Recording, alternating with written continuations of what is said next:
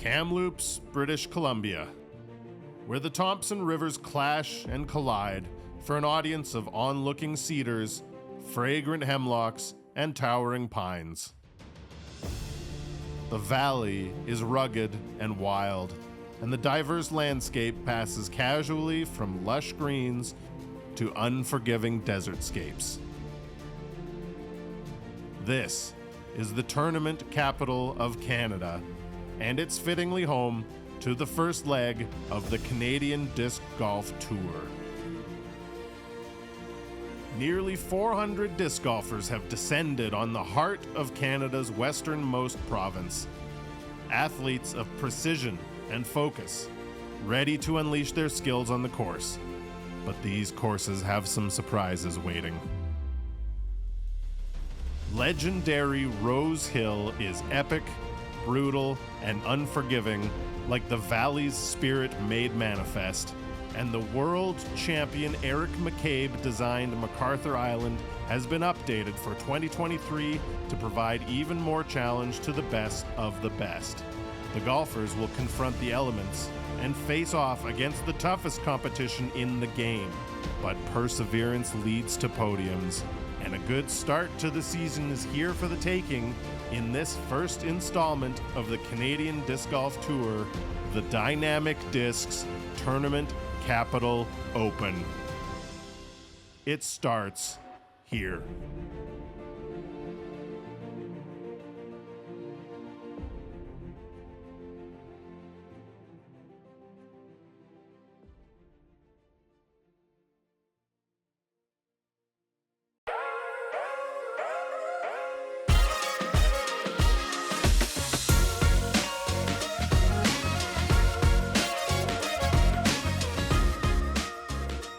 Hello everyone and welcome to the 2023 Dynamic Disc Tournament Capital Open. This is the first stop on the Canadian Disc Golf Tour. I'm Andre. I got Jesse in the booth. We're here. We're back with TCO. It's happening. Let's go. Thank you so much, CDGT Canada, for sponsoring this event. Jesse, what can we expect from Rose Hill? Yeah, Rose Hill has a great history in Canadian disc golf, multi-time host of Canadian Nationals. You can see here a little bit different as it was ravaged by a forest fire some years ago. So we're not seeing the original layout, but one of the most iconic courses in British Columbia and the interior.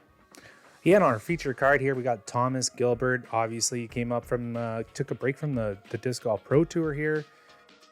And, he finished first in this event last year. So if you haven't checked out that coverage, go and check that out.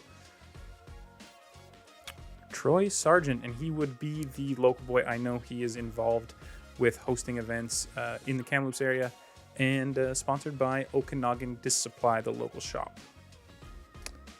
Yeah, finished 14th last year, as you saw there. Miguel Alvarado, he's a Park Pro favorite. He's been on a lot of our coverage. He tied for 7th last year, so he's been playing some good disc golf this year too. Hopefully he can give us a show. Yeah, Miguel always seems to get in the mix. He's sponsored by Don B Disc Golf. Shout out to Brian out in Quebec who's looking after him. And last but not least, we have Justin De Silva. I believe he's from the coast there and sponsored by Gravity Disc Golf. I'm excited to see what he can bring to the table too. Yeah, Justin, I know, is a power thrower and one of the staples of the Mundy Park crew, I believe. Yeah. We start here, hole 1. It's a par 3, 463 feet. It's a little bit different from last year, as it does play hazard on the left-hand side like it did last year, but the OB line, they brought it in, and just to the right of those trees here, it goes OB, and then it kind of cuts across here, so you can't take that tunnel shot anymore, and makes it a little more challenging to get to the green.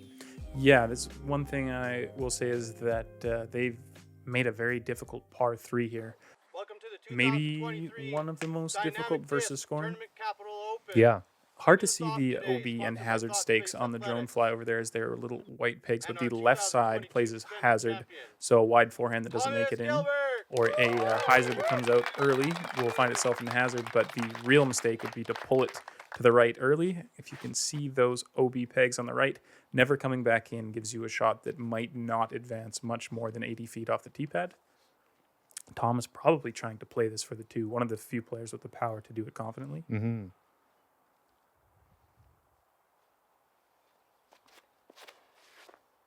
Yeah, he's definitely looking to get that too.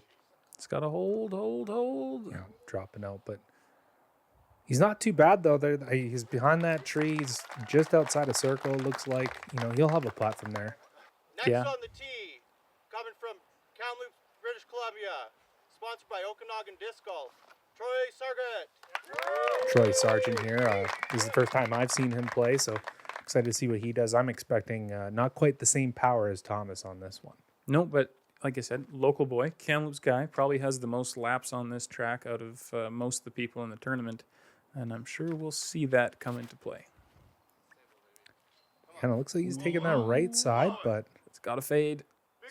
Not going to quite get it. It looked like he kind of came out pretty early, too, there. And you know what? I think he would have made it in without the tree branch. Yeah. Next on the tee, coming from Vancouver, British Columbia, coming off of a second-place finish at his last A-tier appearance, sponsored by Don B Disc Golf, Miguel Alvarado. Yeah, excited to see Miguel again. He was just on our coverage of Falcons fight from last year, so yeah, always a blast to see Miguel throw. And Miguel and I did some hanging out on Saturday night. Super nice dude, easy to get along with. Would be a great card mate to have, I'm sure. Keeping it light, keeping it fun all the time. And he just plays that one real safe, right into the middle of the fairway there.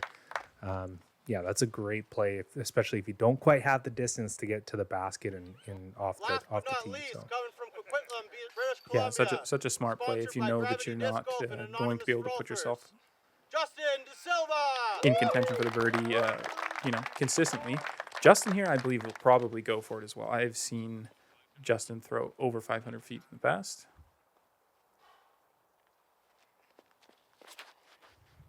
Taking a low line. Yeah, I think he was playing safely and just sneaks through that tree. Yeah, he got the good kick off the tree. That could have easily gone right OB off the tree there. So, yeah, we saw a couple great shots that tried to do the little hyzer flip between the trees to make it to the pin, but you're contending with so many limbs that you could go out early and never make it back in, just like Troy's found himself here. Yeah, just a quick shout out there for Jordan as well. He was a little nervous on the tee pad there, and he got all the names out at least. So. Yeah, absolutely. Shout out to all the volunteers. I know the weekend ran smoothly, and it is largely because of the people there on the ground on the day. Totally. So Troy hits that tree pretty early as well, and he's caught it. He left himself quite a bit here. So, oh no, fighting his way up the fairway. Long putt for 5. Yeah, I think so. It's got to be a rough start, but maybe he's shaking off those nerves. It might be his first time on camera too. So absolutely, the first time on camera nerves are real. And I will say I do like a challenging starting hole because it really kind of forces you to execute when you're under the most pressure. I think getting a couple holes under your belt really starts to settle people down. Yeah, totally. Good approaches from those two. Let's see if Troy can drain this putt and save his 5. 4, 5. Yeah, I think smartly laying up there. See a little bit of movement in the wind here, maybe making people think about the angles they need to take on some of these putts. This is, of course, Thomas's drive here. Yeah, great tee shot. And yeah, you could see that wind kind of kicked that one down there. Didn't quite get the right height on it. And it's a scary one to give all the height from Thomas's position. Hyzering out there would put him down the hill. You can't see it behind Miguel, but the slope drops off quite aggressively. Mm-hmm. So Miguel will get his par there, and Thomas obviously will take his par here, and I think this was a no-brainer for Thomas.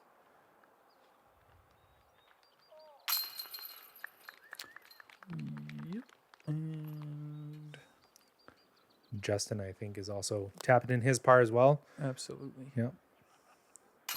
And that's the thing is, you see a guy like Thomas, he tries to bite it off, gives himself a shot at that birdie, but, doesn't quite make the putt, settles for the par, and then you see Miguel and Justin here playing for the par, and, they all go to the next hole with the same score, so, yeah. Yeah, and I think that's something we spoke about, that there's some par 4s on this course that don't feel like they're much harder than this hole. Yeah. You saw Troy there. He cleaned up his triple bogey there with the uh-oh graphic on the right-hand side. So, and then obviously Miguel tapping that one in, giving the basket some love. Gotta love to see that. Hole 2, par 3, 258 feet. I think they took down a couple of trees here, opened it up a little bit, but it's probably going to be the same shot for most of these guys. It's going to be hyzer over top of these trees here. Try to land it at the base of this, at the base of the structure, I guess I would call it, and get the easy putt, because you don't want to leave yourself too much of a putt here, because it's definitely not. The pyramid here, which is an iconic fixture of Rose Hill. If you've seen Rose Hill, you've seen that pyramid. There is OB long down the hill. I think it might be a little bit of mercy OB as well, because it's probably nicer to putt from there than from the bottom of the hill if you get a bad roll. Thomas going with the forehand, and I saw this play most frequently in my groups, but I wonder if that's because they took those trees out on the left-hand side, opened up that gap a little bit more than it has been in the past. Yeah, you definitely don't need to play the straight ahead gap. This hyzer was common in the past. Forehand more so, but Thomas, and Miguel now both going out of bounds. Maybe more expectable from Thomas's shot, throwing a driver into some pretty dry, firm ground. Yeah. Here's Justin. He's taking the main gap there. Of course, that's the danger with taking that main gap. You might end up a little bit short, but at least he's safe. He's not out of bounds. Yeah, no-brainer 3 for Justin now. One thing about going OB long there is that now you're putting back at an elevated basket, and it's putting all the pressure on you for your par. And, Troy burns this one over a little bit. just hooks it on his fingers a bit too much, and it looks like he goes OB really wide. There is OB there, but I don't think it's... Oh, yeah. No, you can see he's looking for his disc in the OB there. Yeah, they're deciding where it went out. That forehand shape makes sense that it would be skipping that way. And wow, this is a layup all day, every day. Ooh, hang on. Yeah. Yeah. He should be able to clean that one up for his bogey there. Not a great start for Troy, so hopefully he can clean that up a little bit. Yep, that hole saw a lot of those layups into the steps. Yeah. And Miguel and Thomas will definitely be running this one. Trying to save that par. Let's see what he's got. He kind of has that little Annie putt that he puts on there. Yeah, I did not know he putt with Burks. Yes, I know. I thought that was interesting when we were going through the editing. I noticed that. And it's an interesting choice from Miguel. We'll have to ask him about that the next time we see him. And look at that. Thomas making good on his putt. Absolutely. How far do you think that is off the top of your head? About 20 to 25? I'd say from where he from the OB line at the back? I'd say it's right around 30, because I did see a little orange marker right about where he was standing. So he's got to be right around that 30 to 33 foot. And obviously, if he's taking his meter in, then he's getting under inside circle. So yeah, save any sort of obstruction. That's about the hardest 30-foot putt you can make. Yeah, exactly. Justin cleaning up his par. Surprising not to see any birdies from such a talented group, but maybe a little bit of camera jitter still. Yeah, exactly. And these, like we mentioned, this guy's got to settle into this round here, especially some of these Justin and Troy. I don't know how much they've been on coverage, so but Miguel and Thomas, they're not showing too many nerves. Miguel obviously had the confidence to go for that putt, didn't quite make it, but hole 3, par 4, 497 feet. This one is also changed from last year a little bit. Last year, the basket was kind of in this group of trees here. This year, it's kind of around, and it's kind of hard to fly the drone through here, so I don't know if I'll quite make it through, but a lot of these guys are taking the path on the right-hand side. It's the much more open path. If you're going for the basket, though, you're challenging the ravine, and I bet we'll see Thomas kind of go from there. Use another angle. You can see this ravine here. Yeah, looking at this one, I think a lot of guys will try and throw wide to the right and try and get in amongst the power lines and then take the easy approach to the basket. But anything that hyzers out early and goes left, there is a forehand line around to catch it on the backside. See what Thomas does here. Oh, God. He does the oh, God. He does. You could tell he does not like that one. It's dying off early, and it's down the bank. So, and you can still birdie from there. with the sidearm around that tree, but obviously not what he was looking for. Yeah, and this is definitely one of those holes that, with wind direction, it changes the hole completely and changes what you want to do. So, any right to left wind is going to carry that disc down that bank. So, yeah, we saw the opposite with the left to right wind and throwing these flex type shots, the wind getting under the plate, pushing it way right. yeah. This is, maybe a little burned over for Miguel, but kind of the shape that was seen most commonly, hitting the main gap with some turn or some flex to try and push up behind the power lines. Mm-hmm. Let's see if Troy can rebound here on this hole. He could use even just to get a par, play the hole safe, calm the jitters. And it doesn't look like he's getting that off the drive. Looks like a bit of a grip lock, but you know what? It's safe and at least a fairly straightforward par from over there, if not a tricky birdie. Let's see, this is kind of a challenging lie as well with the tree here, though. So, yeah, getting any kind of swing around that tree, and it looks short out of his hand, but it would have been good. Might have hit something. I think it hit just that small tree. Miguel with a similar shot. Yep, that one should be good. Oh, and just a little long. Oh, and look at it roll. There can be some rude rollaways with that. Yes, there can be. That's for sure. And Justin gets his up here. Looks like he's got the best approach shot so far. He should be able to make that putt. He's going to have a little challenge with that tree, but yeah, a little bit of a tester with some obstruction, but that can build some confidence as well early in the round.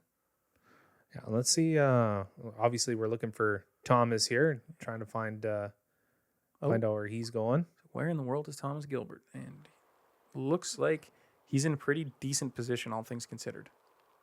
Oh, trying to make it up here. Nope. Based on the angle that came out of his hand, he was not in the spot I thought he was, but a good grab by that tree. Yes, that could have gone long and left and rolled down that hill as well, but he should be able to get up and down and make his par. Ooh.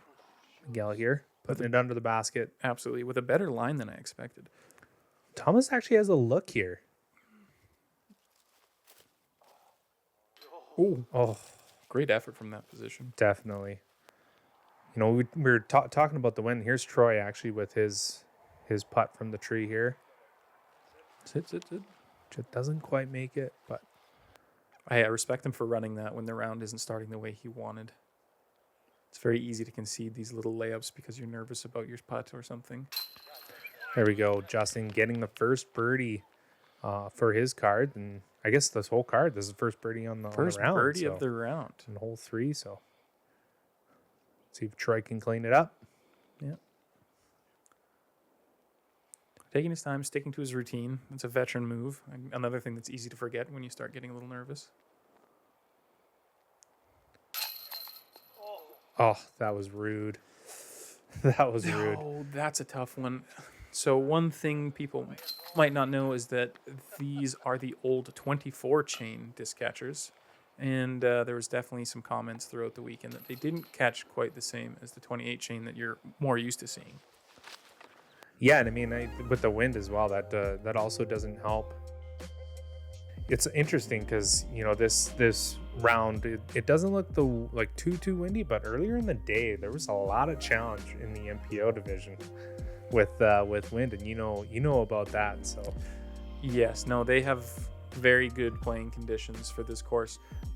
Weather on Rose Hill is typically quite amplified because you are very high up. There's no wind breaks. You're on top of a hill, and there's not a lot of trees anymore to stop that wind on the front nine. Yeah. So shout out to Mitch McMahon and Adam Alexander, starting off with an egg 4. They're through 10 and 11 respectively. So not too bad considering. So yeah, I spoke with Mitch, and his family lives in Kamloops, so it's kind of like his almost home course. Hole 4, par 3, 314 feet. This is another one that had a couple of trees taken out right by the tee box, opening it up a little bit more. This should be a pretty straightforward play. However, as you can tell, it does drop off on the left here. And this is kind of one of those signature holes for Rose Hill. A lot of people love the view coming out here. And not just disc golfers, you see people coming out with their camera and just taking photos from that vista. So yeah, that might be the most photographed basket in British Columbia. I think it might be, for sure. That or the Raptor at I was going to say Raptors. it might be the Raptors as well. Yeah. See what Justin has here. Follow up his birdie. He sees the tree hit, and you can hear him complaining on the tee, but that is a pretty good result. Yeah. Thomas looking at that forehand. Yep, just a little Firebird. Looks like he's inside circle maybe, but he's going to have some contention with the tree there. Miguel maybe just taking the... Is he going hyzer or straight at it? In still weather, you can throw a soft putter and you don't get a lot of ground play. No, taking the hyzer. Stable disc for distance control, also very smart. Yeah, and he's also inside the circle, maybe a touch closer than Thomas there. So he'll have a putt for his first birdie of the round as well. I'd like to see a birdie here from Troy. This is one where you can't see the basket off the tee, so I'm hoping his muscle memory from playing the course kind of helps guide him on the distance here. Yep, And it looks like it did. Sure does. Yeah, the best drive of the bunch. So he's looking pretty good to get into the greens off that red scorecard. Let's see what Justin can do here. Lays up. It is a nervy putt there, so if you airball that one, you do have quite a challenging comeback. Troy still a little bit of distance on this one. I think he got tied up in those logs on the way in. Must have, yeah. He doesn't care. Great. Makes putt. the putt.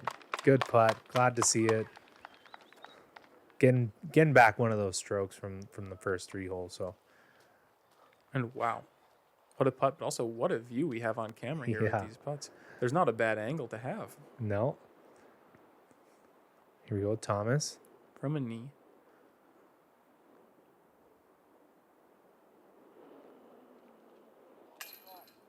Doesn't quite make it. And that can spell some trouble. Those trees and the slope can give you a difficult lie from that side. Definitely.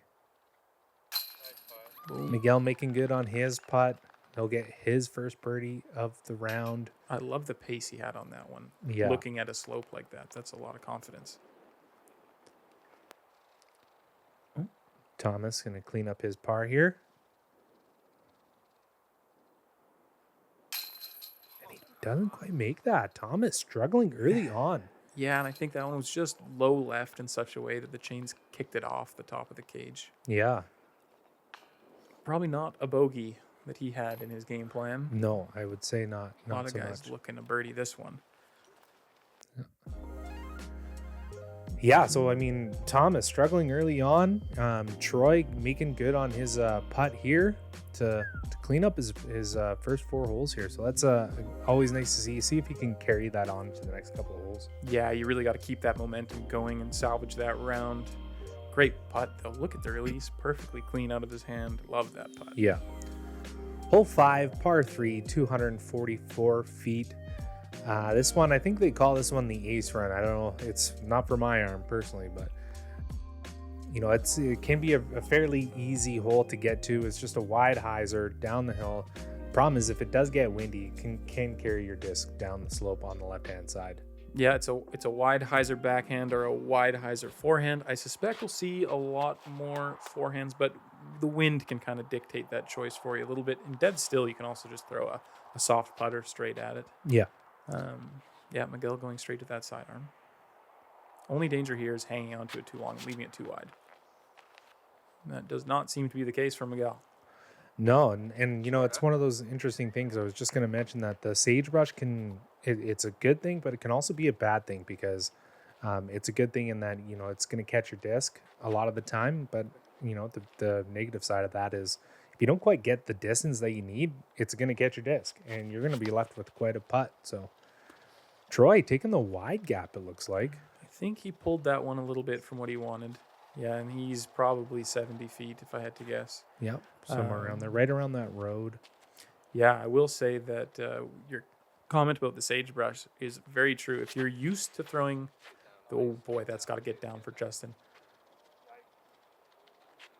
Ooh, I got a feeling that's going to be quite far down the hill.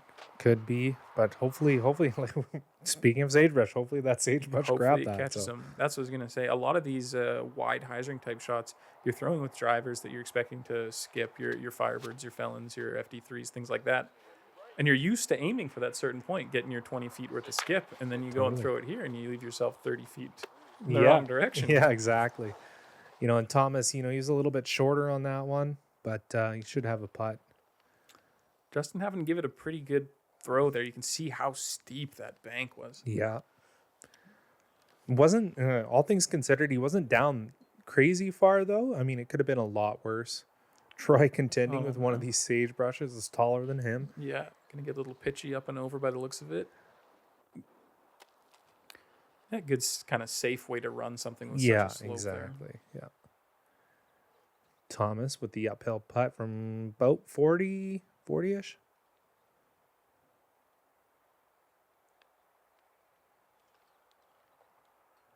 Making sure he takes his time. Ooh. You can tell he didn't like it out of his hand, but that was a good catch, especially for these 2014 baskets. Absolutely. Yeah. Wow. Thomas kind of looking back and making sure that it actually was in. That was great. Yeah, the one he got taken by the basket just gave back. Yeah. There's Justin, probably a safe bid, I would say. Yeah, just trying to navigate that sagebrush without getting caught up early. And there's that Miguel putt.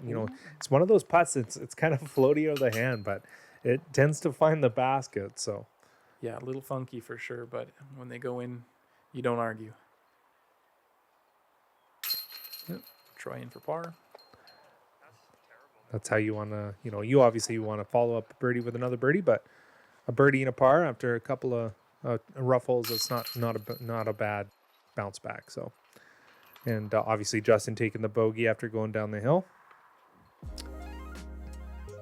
They will get another long one to play. Yeah, look at that Miguel putt.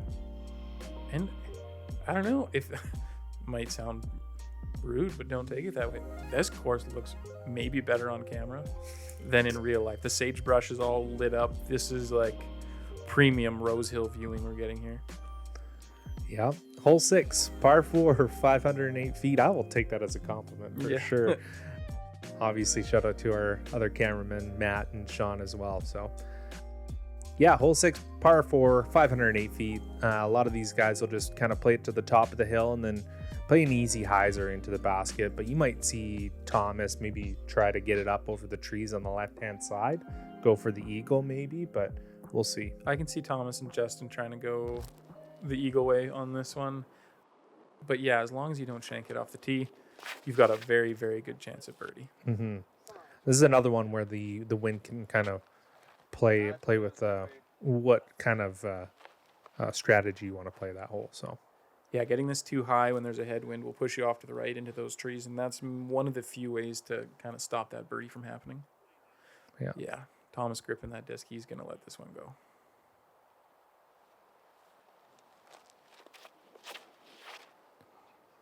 Obviously, Thomas is playing the TSA bag, but he's obviously allowed to play with those, what looks like a destroyer. So,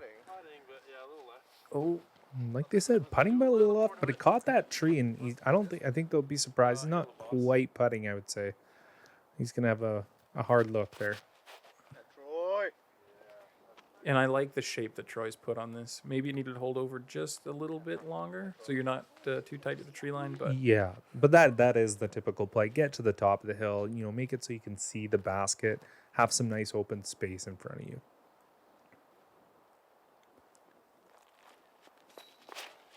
Justin here. Looks like it might have to hold a little bit. Didn't hold the turn enough to give him a chance. That's not the worst spot because he's short of those trees and can play a conventional golf shot to the basket. But when you get in the trees, maybe a little deeper than Thomas, you start getting into forehand roller territory, thumbers, and all sorts of fun get out of trouble shots. Here's that look from the top of the hill that Miguel has. Like we said, lots of open space. Does hit that one tree by the basket, but he should have that one buttoned up easily. Yeah, that's very, very typical Troy and Miguel spots here. If you were to play the hole, you're likely going to want to be here for your birdie attempt. There's Troy playing something super overstable, maybe a little bit longer than he wanted. He'll have right around circle. Yeah, Circle's too stable. edge. Too stable. Came down too quickly. Needed to get some drift into the left. And there's that spot that Justin was at. He still has a decent look. Looks like he'll right around the log that's by the tree there. So, he's inside circle. He'll have a putt. Thomas wasn't lying that he's putting, even though I wouldn't suspect anybody else would be. I heard over the weekend he was saying that he can jump putt about 180 feet or something. That's crazy. Oh, that's a good great bid. run from his spot. Yeah. Here's Troy's look. Right, you can see the tuff from Circle's edge. Oh, hitting chains, but can't get it to drop. Just a little outside. Here's Justin with the tree, but oh, that's another one. Yeah. That's rough. Maybe just a little low for this type of basket, but Yeah. I think that goes in on a lot of other targets. Yeah, for sure. And I mean, if you're a new player, that's something that you definitely have to think about when you're coming into these tournaments, especially, if you're starting to challenge for these wins is, you have to learn how to putt on different baskets. And, the only way that you can do that is just practice, go out and see where the sweet spot is on each basket. So Absolutely. Yeah, a very different experience putting on a light chain 24 chain like this versus a, I don't know, like a Prodigy T1 or a Mach X or something like that. let's take a look at a scoreboard here. Mitch and McMahon still taking the leaderboard, the top 10, -4. Max Regednik, neg 3 through 8, making a charge. Logan and Adam also at neg 3. Miguel making the leaderboard, cracks the top 5 at neg 2 through 6. Brian Fries, Casey Hannemeyer, a bunch of other guys. And Julian Zimmer. Yeah, it's tight in that pack there. So, hole 7, par 3, 424 feet. This one, another pretty straightforward shot here. You kind of want it to, you're not going to play a straight hyzer necessarily, but you want it to kind of carry forward and then hyzer out at the end here. Guys like Thomas obviously can make the basket, but yeah. Yeah, I think a lot of guys throw like a flat shot that gets some turn so that when it hyzers in, you're not too far left. Some power flex shots, and then the odd hyzer flip up on the right side. Miguel with the hair wave. Yeah. That's why he's with the sponsor there, Don B, I bet. Yeah, Don B, if you don't know, disc golf shop and barber. Keeping everybody looking fresh. And that's more the hyzer flippy kind of shape by the looks of it. Yeah. You're just coming out a bit early. Totally. And that's the danger of getting a little bit too much hyzer off your release is you kind of crash a little bit too far to the left like Miguel did there. So yeah, it's actually a fairly tricky angle if you're right on the edge of having that kind of power, because getting over the trees on the right that Thomas just threw over does make the hole feel and play a fair bit longer than something that flexes or flips up in the middle and doesn't have to get so high. there you go. Thomas going just long of the basket. His line was right. So he'll have a 25 to 30 foot comeback putt. Here's Troy. And that's a great shot from Troy. That's kind of where you want to be coming into things. I don't know if you could do it much better. He took a little bit of a lower line than Thomas as well. So That might just be that local experience, because when we walk up to this hole, haven't played the course in a year, you think, get me away from all those trees, because the last thing you want to do is hit early and then have to try and save par from 350 feet or something. and there's Justin putting his right by Troy. So that's a good shot from him as well. Pin Here's high, Miguel. 45-ish, just laying up. Yeah. Probably the smart play. Does fall off slightly after the basket, and it's slightly elevated, so. Here's Tom's just not quite getting his putting stroke. It's not quite there this round, so. Yeah, when Thomas is on, and that's why you lay up sometimes, I guess. Just getting much Yeah. more reaction off an elevated basket like this one. Yeah. Nice. Makes the comeback. comebacker, though. And that takes a lot because, you just go through this, you hit the band and it bounces off pretty farther putt than your previous putt. And, to have that confidence in your putt to come back and make that comebacker is great. There's Troy. Confident Another putt. birdie. Does Troy make it back to even by the end of the round? He very well could if he keeps this up and makes those nice clean drives. I noticed that he's been pulling a few of them, so if he can keep it clean on the fairway, I think he's definitely got a good chance. Yeah, I agree. I will say that the back nine is more wooded and more challenging in general. And I lost my words because wow, what a view! Rose Hill, not disappointing. Definitely not. See this one from Troy. Boom. This looks like it might be from a couple holes ago, but maybe that was from this one. I don't even know. Views all over the place. Hole 8, par 3, 285 feet.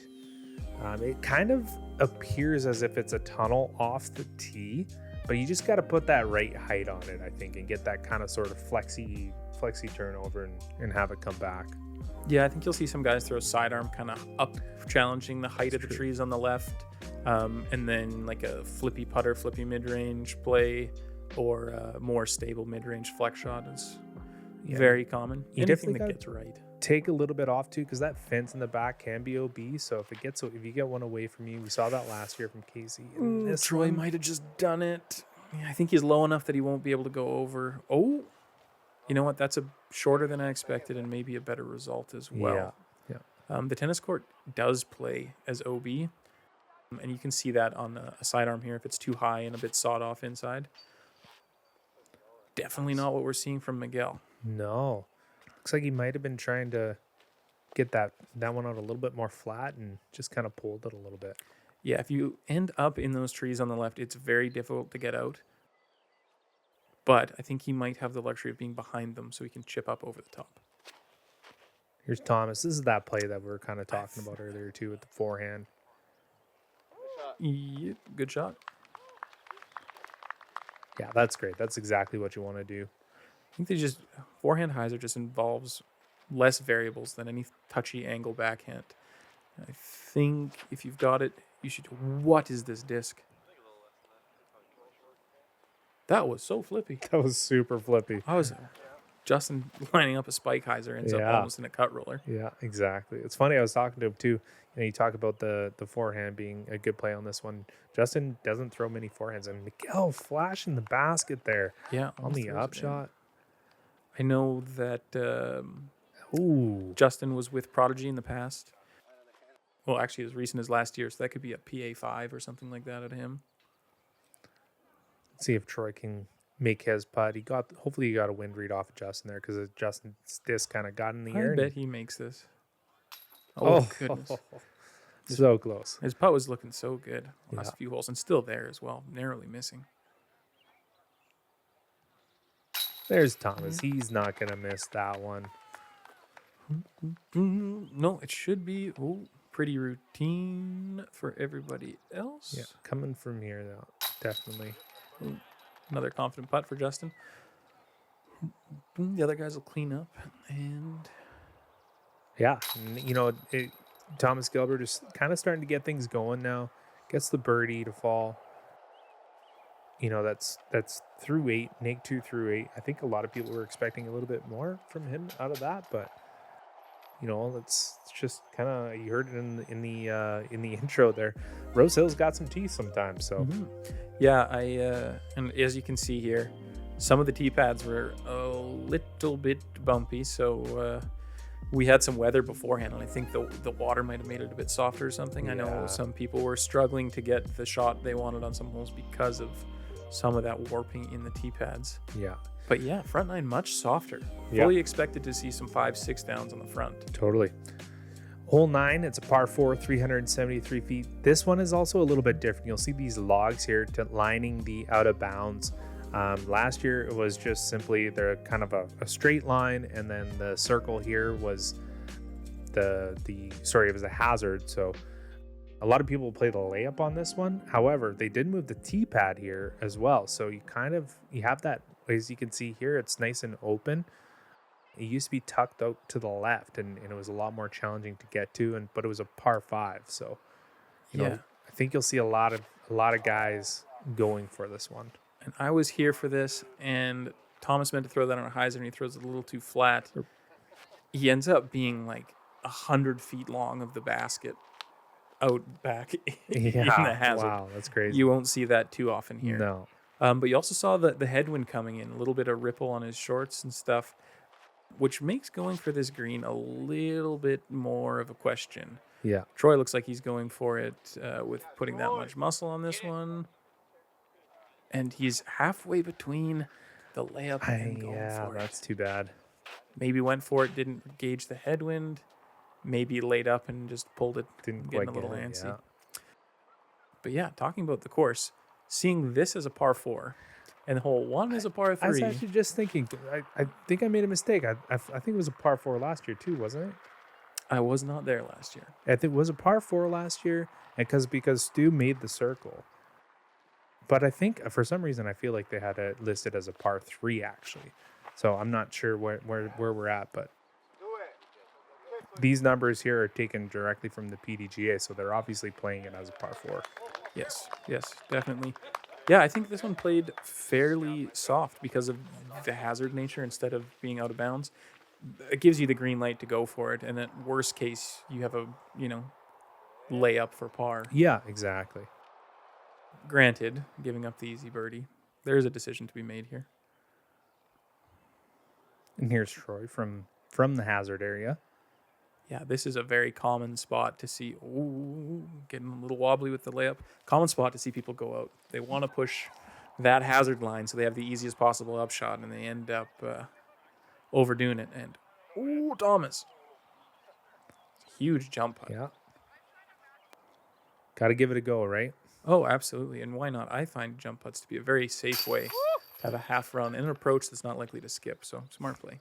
There you go, Justin getting the eagle. Yep, sweet eagle. I do know that one group over the weekend managed to star eagle this hole. Wow. 8 down. There you go. That's pretty good. Miguel obviously picking up his birdie. And Troy will clean up his par after hitting the hazard, and it looks like Thomas will do the same. Yep, makes good on his putt. Yeah, it's a fun hole to watch, that's for sure. You'd like to see the guys that want to go for the circle, and yeah. The marking that they've done for the OB and hazard is really top level, so it's very, very readable as a spectator. You know exactly what's going on, and it's a very fun hole to watch. Let's take a look at our scoreboard through 9. This is our Frank 9 finished now, I guess. Max make 6 at the top there. Mitch McMahon make 5, not too far behind him. Miguel, Brian Freeze, KZ, Jade, Adam Alexander, all at neg 3, and then a trio of neg 2s. So yeah, there's a lot of talent on that leaderboard, and really, with the exception of 2 people I don't know, I think anybody on that board could win this tournament. So there's a lot of good disc golf being played. yeah, and I mean, it's unfortunate for Troy to have those first 2 holes, but it looks like the rest of our league card is on the top 10, so that's always nice to see. Thank you so much. Catch us on the back 9.